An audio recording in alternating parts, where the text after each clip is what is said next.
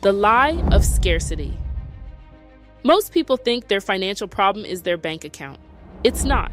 It's a mental prison called scarcity. If you don't break that mindset, you will eat your future before you ever have a chance to plant it. Today, we change the rules. I'm the budget whisperer, and I used to think that for some people to be rich, others had to be poor.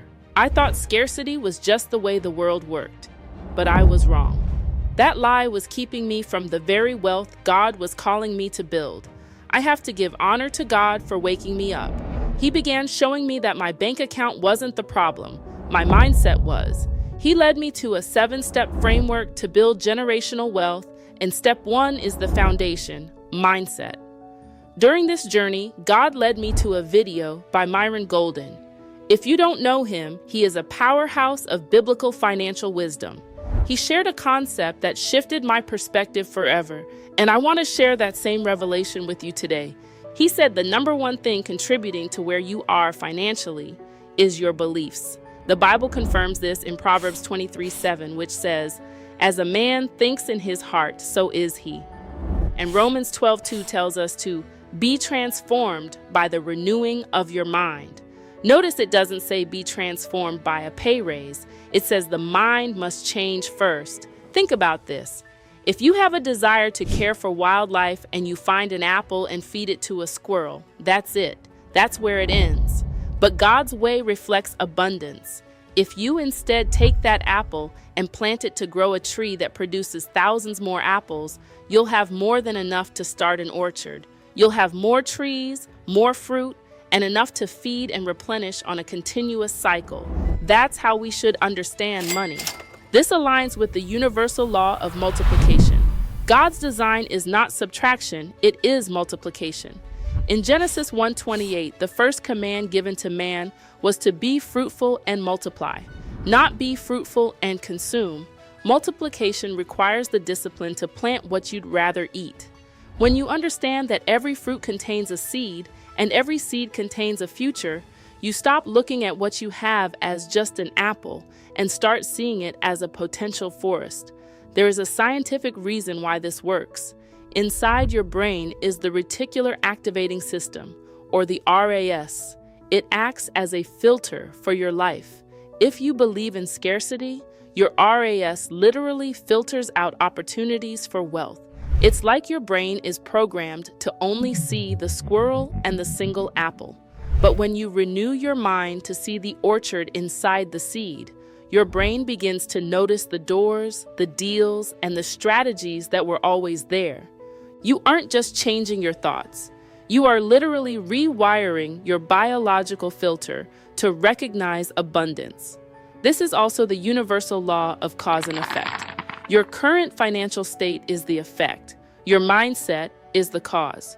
You cannot change the harvest without changing the seed you plant in your mind. In 2 Corinthians 9:10, it says, God supplies seed to the sower and bread for food. He provides both. The mistake we make is eating the seed and trying to plant the bread. When you understand that every dollar has a mission, some for consumption, which is the bread, and some for multiplication, which is the seed, you move from being a survivor to being a steward. As Myron Golden teaches, once you change that belief, your behavior follows. And when your behavior follows, the apple orchard of generational wealth isn't just a dream. It becomes an inevitable harvest. Wait, before we go any further, I want to step behind the curtain for a second.